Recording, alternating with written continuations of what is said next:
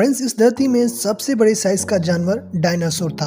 आपको सिर्फ यही लगता था, बट आप ये जानकर हैरान हो जाओगे कि इस धरती में डायनासोर के अलावा एक और भी बड़ा जानवर था जिसका नाम टाइटनबोरा था, जो कि एक बहुत ही बड़े साइज का सांप था। दोस्तों, ये सांप 55 मिलियन साल पहले उस वक्त का सबसे लंबा साइज का सांप था।